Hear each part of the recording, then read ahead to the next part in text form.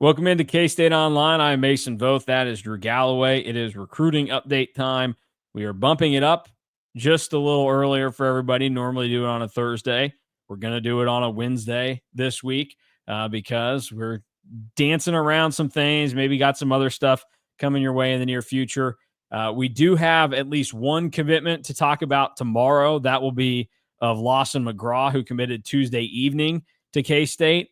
We are saving that one. We're going to squeeze it in because there might be more on the horizon. We'll see in the next 24, 48 hours. K-State, I wouldn't rule anything out at this point. They might just get every kid in the country to commit by the weekend, since that's the run they've been on lately.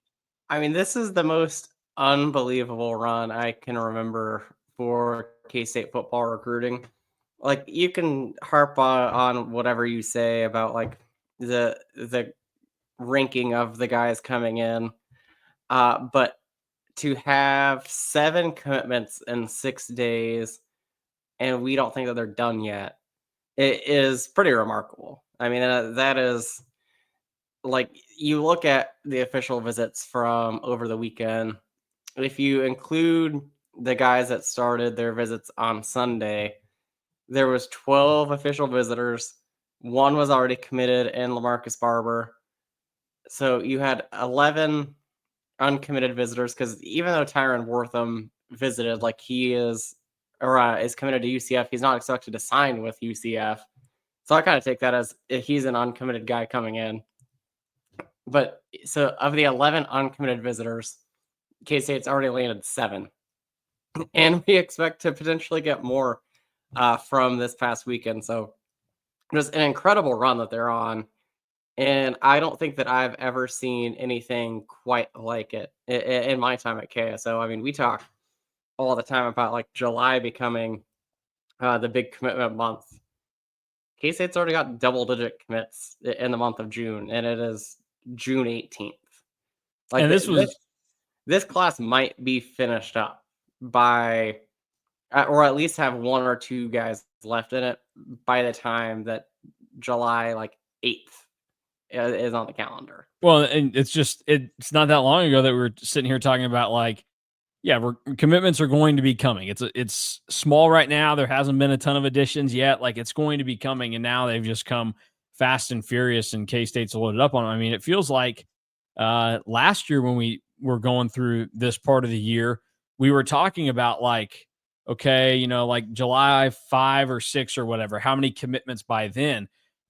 We don't even need to worry about setting the target number for July, because K-State's blown past it within this week of what it would have been in most normal years. And the momentum is a real thing in recruiting, and it certainly has not hurt K-State that you have one guy say, all right, I'm ready to pop off and do this, and then somebody else goes, well, I'm ready to jump in too. And it's just this domino. And also, it has a lot to do with how successful the K-State coaches are being in closing these guys, because so many of the ones that you've talked about in updates, they have canceled visits to elsewhere. Garrett Dixon, for example, was supposed to go to Iowa State last week. Instead, they got him to come to Manhattan. Shortly thereafter, boom, he commits. He's a Wildcat. And you keep kind of going through that, and they're just in a good spot right now. And certainly they have a pretty clear focus on what they're doing. The other thing that kind of highlights all of that is in your big board that you had prepared. I don't know if it was early this week or before the weekend started. I was going to run today in the schedule that our fearless leader, Derek Young, put out to us. And I was going through there to kind of get it ready to go. And I was like, oh, well, that guy has to come off of the big board. That guy has to come off. It initially had 21 names on it that you had created. I had to take 8 of them off because 7 of them committed to K-State, and one of them that was lower on the list committed elsewhere. Like that, and that, I mean, you wrote that 4 or 5 days ago. Like, that's how fast this thing has moved for K-State. And not to mention, a number of the guys that are in that 13 that are still on there are players that in the near future could make a decision that lands them with K-State as well. Or one of the guys that we're going to talk about today, Ian Premer, who is going to take his final official visit this weekend to K-State and then probably decide sometime shortly after.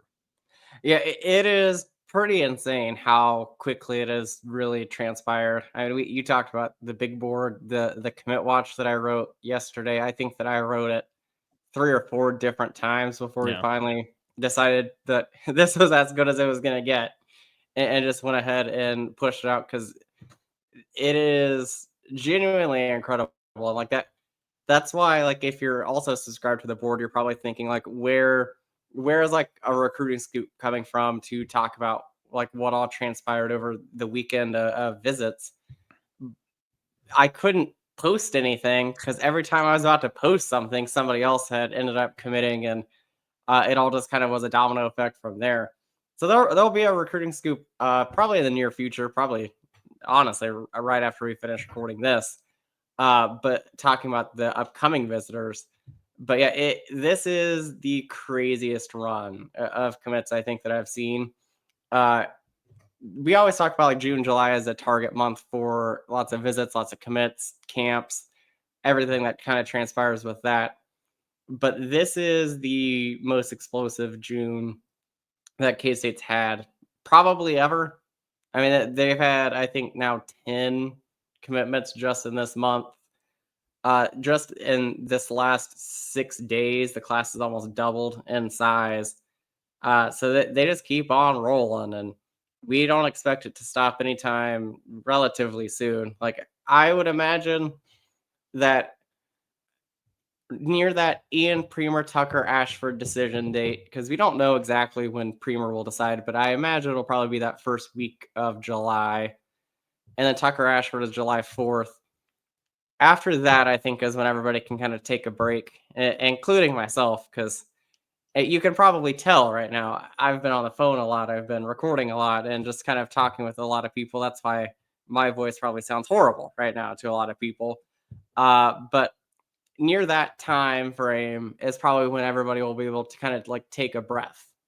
And I imagine that's probably when, if there's a few more spots, you will see K-State do like a little bit of a reset in the 2026 class. But there's not a lot of holes in the class right now. So I'm going through doing, some quick adding up and looking at stuff, trying to, because I get all these ideas that come to me a little after the fact. So K-State in the last 3 seasons prior to this. So how many commitments did you say that they're at in June so far? Or I that believe committed in June, I guess, not total, but how many have committed in June? the amount of guys that have committed in June, I believe, is at 10. Okay, so last year it was 7, 2024 it was 1, and 2023 it was 5. Mm, So, I undersold. It's actually been 11 commits this okay, month. there you go. So, honestly, I was a little surprised to see it was 7 from last year's class, but and that's because that seemed high to me. But then that kind of illustrates just how big the jump has been this year to get 11 of your players. And then obviously 24, you just had one that took place. That was Caden Massey. And then 2023, you had 5. But the other thing that you could do with looking at that is go and see, okay, but how many of them did it before, like did it at the end of the month? Because, for example, I'm looking here, Andre Davis in 23, he was June 19th. We're still not to that date. That's tomorrow. Colin Dunn was June 21st. Kenigel Thomas was June 28th. Cameron Salas was June 21st. And Jack Fabris was June 28th. So none of those guys did it in the first half of the month. 2024, let's see if I can find it off the. Caden Massey was near the end of the month because he did June 29th. Yeah, because he did a commitment ceremony in Linden. That's right. Were you there then? I was not. Okay. You did go see what did you was it Cara Paravel that you saw Linden play? Oh yeah, I saw them play Kier Paravel, who I didn't realize was Keisha sanctioned. But I think they're like an other story. affiliate type school or something there. And then you go to last year's class if we're looking at players and when they committed there. Brock Heath committed June 27th. JoJo Scott was June 16th. Dalton Knapp was June 13th. Marshall Jackson, June 9, and then Sawyer Schilke, June 14th. McGuire Richmond was June 19th, and let's see, the last Donis Moyes was June 11th. So last year was a little bit of a precursor to this, where they did get a strong number done before the latter half of June, but this is blown that out of the water by a ways. And like we said, it seems like K-State, you know, would you say one and a half more commitments before the end of the week seems likely? Yeah, I would maybe slightly lean towards the over of 1.5, but it's close. We'll probably talk about it a little bit, but it's very close. Yeah. All right. Well, let's dive into the important part, the thing that's bringing everybody out here, because for the second straight summer, we're going to spend a good chunk of the next couple of weeks from the latter part of June into the start of July, and maybe beyond that. We'll see. It certainly extended beyond that last year.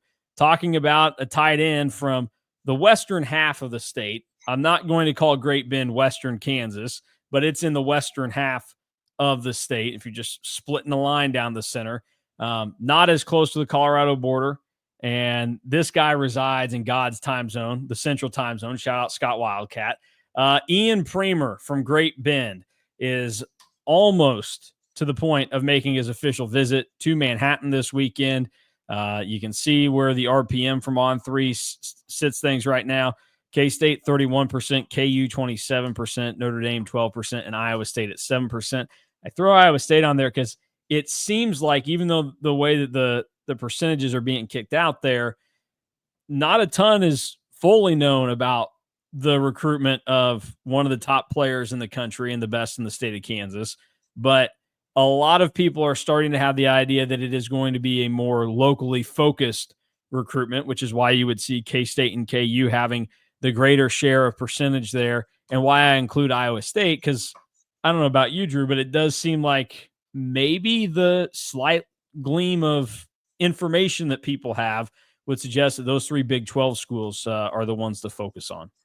Yeah, I think that the consensus, because it truly depends on who you talk to and when you talk to them, because Premer's been pretty quiet about his whole process, really starting like April on about what he is thinking and what he's going to end up doing. But it seems like the consensus it is probably that Notre Dame is maybe that fourth team. Like I'm starting to think a little bit that it's K-State, Iowa State, with KU pretty close behind. What makes this tough, and like this is where I kind of question some things. KU already has 2 tight ends this class. They would be idiots to say no to Ian Premer if he wanted to come. But when you already have 2 tight ends, tight end isn't really a position where guys see the field right away. Premer has a higher recruiting profile and a higher ceiling than the other 2 commits that KU has at tight end. But I still go back to, would you want to sign up to be the 3rd player at your own position in the class? So like that's kind of where I stand a little bit there. I'm kind of in the same boat with Notre Dame a little bit, because again, the general consensus is that Notre Dame is going to take 2 tight ends in this class. Right now, I believe Notre Dame has 0, but they're operating and telling everybody that they're going to take 2. I again go back to, I know he's a top 50 guy. I know that he's probably just as good as the other guys that Notre Dame could get. Would you want to sign up to be the 2nd at your own position? Yeah, at tight end. And then that really leaves Iowa State and K-State, who I think throughout this entire process have been the 2 teams that have been talked about the most. And from how it sounded from Iowa State going in, and even post visit a little bit, I think that Iowa State thought that they were running a little bit behind some teams in this. So long story short, I think that K-State has a legitimate shot. Like I would say, if we're just doing K-State or the field, I would probably lean like 51% K-State, 49% the field. But like, I don't think that anybody truly knows. Like we talked a lot last year, especially during the summer, because during the summer, I think it was a lot more of a runaway than it was at the very end. This isn't really like a Lincoln Cure situation where everybody just kind of assumed he was going to K-State. There are a select few at Oregon that did not. But during the summer, and even from the moment he was offered by K-State, it just seemed like he was going to end up going to K-State, and then he did. This isn't really that, and even like Avery Johnson was kind of the same way.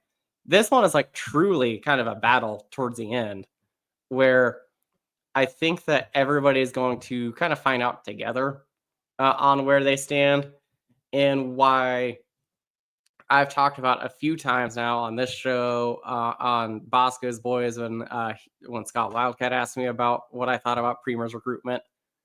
That is why I think K-State being the last visit is so significant, is because the last team he's going to see is K-State. The last thing that he's going to know and think about during his official visits is his time in Manhattan. This was the time that K-State wanted him to come visit.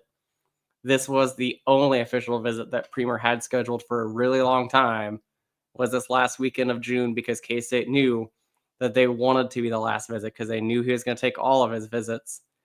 And the further that you get away from some of the other visits and then K-State comes in, Premer wasn't really shy at first, kind of talking about how much of a fan he was of K-State. He went to 2 basketball games this winter that I know of, one as a fan and one as like a visit for both schools or for both programs. So you kind of think that if they do what they have done on visits in the past and even this cycle, you got to like their chances going in because they're the last visit. Yeah, I mean, like you said, similar playbook to what Lincoln Cure had last year, where his official visit order was KU, Texas A&M, Oregon, and then K-State. And I mean, he said when he committed, that time in July, how impactful that visit to Manhattan was. I think he maybe even said at one point that he thought maybe going into it that Oregon was the one, and that makes you think, well, maybe like Oregon's visit was influential, so it was standing out. And then, now I got the K-State one, and that's impactful to me, and it did the job, and it delivered the flip there.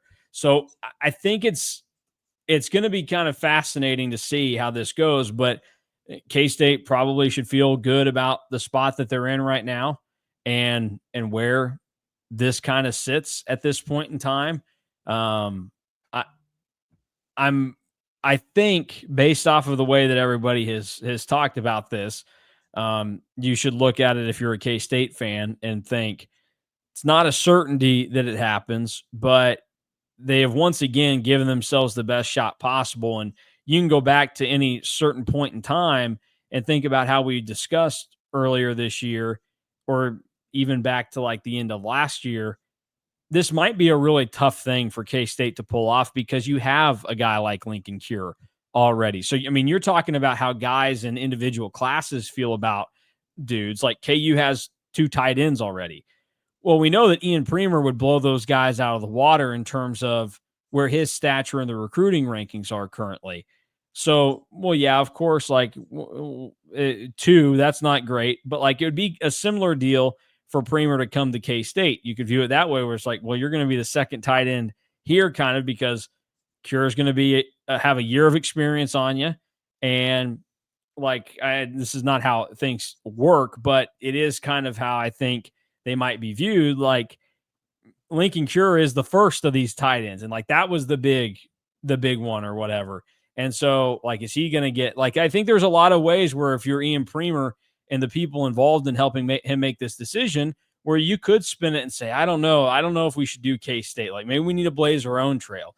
But it's a testament to what K-State has done and how they've battled in this recruitment, to where we sit here and it seems like they might be the slight leader right now, and they have this last crack with the final official visit, and they've done all this to make it to the very end and have a legitimate chance to get Ian Premer, because there is a real scenario where, go back to the start of this month or whatever, when visits are being lined up, where we go, K-State doesn't have a chance in this anymore because of it. And while that would have sucked, like it wouldn't have been the end of the world for K-State, it just wouldn't have been what you wanted. Now you have the opportunity to have obviously a great pair of athletes in Cure and Premer together if you can come through and basically do the same thing that you did last year, which was lock down Cure on the visit and then carry that commitment all the way through signing day. And it, because of the way this one's playing out, like you talk about, it's a lot more of having these tough decisions right now. It seems more likely that this would be a recruitment that once it's done, it's probably done. You know, Yeah. especially since the teams that you would be looking at are going to be fairly comparable in terms of location and like all that stuff. Where like K-State, Oregon versus K-State, KU, Iowa State, all of those to me, like they're similar enough in terms of close to home for him and like obviously the league and programs and all that. Like it's not going to be, I think, as tough where you would have the threat there. I think the real decision could be getting made at this point in time, but it's going to be fascinating to follow along with. And like you mentioned, I think it just depends on who you talk to in this, not just like if you're trying to get the information, but where do you align to get that information? So obviously you cover K-State. When you're talking to people, more likely than not, you're going to get the K-State side of the story. I obviously I'm friends with Alec Bussey who covers Iowa State. When Alec gets the point of view there, he is getting it from the Iowa State version. Or, you know, he like within their network, he'll talk to the guys that go Power Cat, so they're getting the K-State side of the story more times than not. Or he'll talk to the KU 24/7 site. Well, they're getting the KU side of this. Like that's where it's so tough in this because nobody seems to have that direct line right now that you're kind of getting it from, you know, the secondary and tertiary people in the situation. That's why this is such a hard recruitment to kind of pin down at this point in time. Yeah, I would consider this recruitment, if I'm gonna like describe it in one word, I'd probably say cloudy because I think everybody thinks different things, and it really depends on who you talk to for who you think is leading.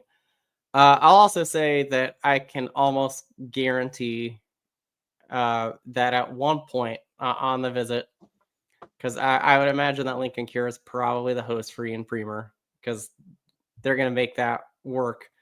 But I can almost guarantee that at one point or multiple points on Premer's visit, he's going to be talking to Cure is going to be talking to Premer about how they can make it work and how often K-State runs 12 personnel. Because it's one thing to hear it from the K-State coaching staff that, oh, yeah, like we took somebody also from the western part of the state, similar ranking to you, plays the same position as you last cycle, but like we can make this work.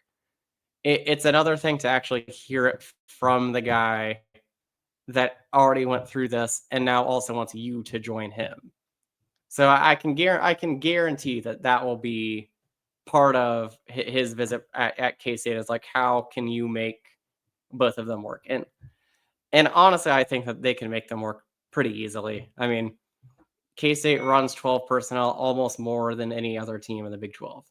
That, but again, like I said, like it's one thing to hear it from the coaches who are trying to like recruit you and sway you, but it's another thing to hear that from a guy that also plays the same position as you. Have like, hey, like I'm already here. Listen, like this is what we do on offense. This is how often we run 12 personnel. This is what my role will be. And like if you come in and join, like this is what your role will be. Well, and like they're both just great enough athletes, and like and you can see that where their standing is in the recruiting rankings and how they've been evaluated. That this would not just be like, you know, the old NFL version of having two tight ends on No. the field. You're not just having two dudes that block and are going to catch, you know, 5 passes in a season each, and 4 of those are going to be touchdowns from 2 yards out. These are dudes that if you have them both on the field, either of them are going to be able to be true big playmakers at tight end. Like I would venture to guess that if K-State had 2 Ben Sennett's in 2022, they would have put both Ben Sennett's on the field. You know, Yes. like they're going to find a way to get that done. And And both of them are flexible, have like enough positional flexibility that if you really wanted to get creative, you could have like Lincoln Cure play like a power slot position at receiver with Premer at tight end, or vice versa, and to get them on the field at the same time creatively and create mismatches. Like it, it is pretty easy to accomplish. Uh, to get both of them on the field at the same time. Like all it does is really just add a lot more creativity that you can really do for both guys. Yeah. All right. So that's the latest on Ian Premer. A lot of talk and speculation right now. We'll see how things start to trend out of the visit. Anybody else this weekend that should just be on the radar of folks that are making pit stops in Manhattan? Yeah, it seems like it's going to be a little bit lighter of an official visit weekend than what was initially anticipated. Which, again, if you've been living under a rock, it's because they keep getting commitments, so they don't need to have a lot of guys come in this weekend. Which, by the way, I think also helps them for Ian Premer that this is going to be a pretty light weekend. There's only going to be, I think, 4 guys in Manhattan. One is already committed in DJ Ackerson, who, by the way, remind me of this in December. Class leader, DJ Ackerson. That guy will quote tweet every single commit and talk about them. All So right. Well, remind me of that. so we should pencil him in for the signing day show at this point. Yes. Yes. He should be on the signing day show. And I'm going to need him as class leader for my superlatives. But having a smaller group come in is only going to help. But I'll really be paying attention to, besides Premer, Jonathan Rulo, defensive tackle from Illinois. K-State offered him at a camp that I was at. I think it was June 8th, maybe the 12th. Really, really loved him and what he did. Super athletic, true nose guard. So, like we talked about, Kingston Hall is more probably like a 3 or a 5 tech. But then, like Jonathan Rulo is a true nose guard. K-State needs that. He just visited Cincinnati, didn't commit after the Cincinnati visit. And that was kind of like the one hangup that I had on him, was that he did take that Cincinnati visit before going to K-State. But you got to like where K-State's at, because he hasn't committed anywhere. And I think that K-State really, really wants him. Iowa also offered, but I think it's too late for them, like it was when they offered Nick McClellan. But those are the two that I think I'm focused the most on this weekend. And then I'm hoping that we get a lot of behind the scenes stuff from DJ Ackerson, because, again, he's super hyperactive on social media and talking about this whole recruiting class. Like, he was the one that really got the ball rolling when he started posting about how often they were getting commits, and then it just keeps rolling on. So I'm looking forward to this weekend. I'm also selfishly a little bit looking forward to a little bit of a break, because this month has like flown by and also been like super slow for me at the same time. Well, that's because And it's I only June 18th, and it feels like you've lived an entire month at this point. Yes, and like the amount of like screen time, number one, that I've had this month already has been a little bit gross. But then like the amount of like names that are just like flowing through my head every day of like, okay, I need to figure out where like this person is and talk to them and figure out stuff. Like, I'm kind of looking forward to a little bit of a break and slowing down a little bit. But I'm couldn't be like, I'm not like upset about it, because this has been such a fun month of commits and getting to talk recruiting a lot. But it has, in case you're wondering, been kind of a little bit tiring. Well, yeah, a little taxing there. If you want the latest on all the things going on with K-State recruiting and coverage of the Cats, head on over to KStateOnline.com. Get signed up at On3. If you are not, your first week is just $1. As we've talked about, it's great if you're one of those people that's getting ready to make the merge over from Rivals and you want to see what it's all about before your subscription transfers over on July 1st. Or if you're somebody that, hey, you've watched all the KSO shows pretty regularly and you're wondering, okay, I think I can get by with the information I get here. You'll find that there are thousands of sick in the head K-State fans just like you that want more than what we can provide you. So You get more, and I'll just say this, at least from a recruiting perspective, you get a lot more actually on the site than you do in the it's true. videos. Well, we don't want to break Robot Drew to explode if he had a repeat everything that he had in stories because there's just so much of it, especially lately for K-State. Also want to remind people to go to cats2ireland.com. You can get your travel and hospitality info as well as game tickets for the 2025 Aer Lingus College Football Classic between K-State and Iowa State that is getting closer and closer to kicking off on August 23rd, 2025. So we are nearing the 2-month point, and where Drew talks about how fast this month has flown by, you get a few more commitments, you get into that July 1st through 4th time period. There's going to be a lot of commitments that go on down there throughout college football. And then the week after that, we will be in Texas for Big 12 Media Days. So 2 full days of coverage from Frisco. K-State going to go on Tuesday. I think it's the 8th. But that first day, the Big 12 Media Days. What crazy thing are we Coach Kleiman to say this year? Last year we got him to say that he's a Vegas guy. Yeah, and you have him on the record for like, did he not like Big Macs or what did he say? No, it wasn't the Big Mac. It was he's not a fan of the McRib. So we've got him to say that he doesn't. Accessible. We've got him to say that he's not a fan of the McRib and that he's a Vegas guy before. What are we gonna get him to say this time? Yeah, he just, he's one of those guys that for some reason not into the lore of the McRib. But based off of Gene Taylor's laugh when I asked that, Gene Taylor seems like a McRib guy. But we'll get to media day, and then it'll be just a month and a half later that we'll be taking off, heading over to Ireland for this game, week 0 between K-State and Iowa State. So head over to cats2ireland.com. Then go to K-StateOnline.com, and you'll be set for everything you need for the upcoming football season. I guess also single game tickets are available now through K-State. So really, you only need a couple websites in your life to just live how you want to. And we'll have more on K-State recruiting possibly tomorrow with some commitment breakdowns. We'll certainly talk about Lawson McGraw's commitment, and then if anybody else jumps in. And then Friday, the debut, KSO Classic. We're talking 03 K-State Nebraska football. So Drew and I have gotten through our watches there, and we'll bring that to everybody then. But that'll do it for us today. Thanks for watching and listening to the KSO Show.